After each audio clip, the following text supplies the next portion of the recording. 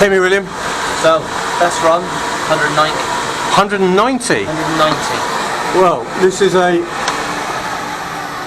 Bearing in mind, this is a Euro 4 H2, and the last one we did was just under 193. That's pretty good. It's pretty good, yeah. Isn't it? So, let's overlay it over the last one. Yeah, so, very comparable. There's no dips or big gains anywhere. It's pretty much the same. Pretty much the same. You could put that down to the conditions. I would say Kawasaki has done a very good job.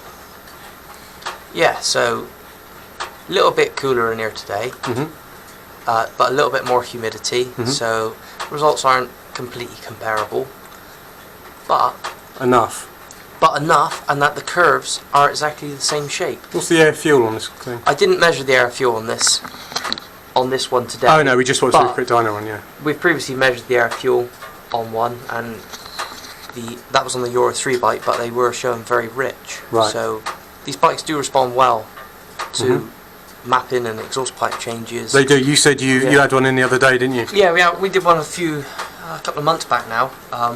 We got over 200 horsepower. Yeah. From it with a pipe on it. All usable though. Yeah, that's the amazing thing about these. It's just there's nothing like riding one of these. It really isn't. I know they're expensive and the looks aren't to everyone's taste and they're front heavy, but the feeling of the supercharger, and it's constant. And say we're very smooth as well, especially for a Euro 4 bike. Yeah. Well, if you try and grab this by the scruff of the neck, it tries to bite you back. If you're smooth with it, it works really well. But the big difference between this and say a Gixxer 1000 or a ZX10 or whatever is about 110. They're about equal. Yeah. But then this thing just clears off after that because it doesn't stop pulling at the same hardness. It just pulls and pulls and pulls, and it's absolutely. The power delivery of it is very linear. Yes. Well, as you can see from the curve, very linear. So if we just for fun, because I've got a minute. Compare it to something like an RSV4, which is the most powerful normal 2017 sports bike. 2017. So there we go. So we'll take torque off. So we're just looking at power. So it's exactly 10 horsepower difference in peak. But through our mid-range, so we'll take 9,000 RPM. Holy cow! 25 horsepower difference.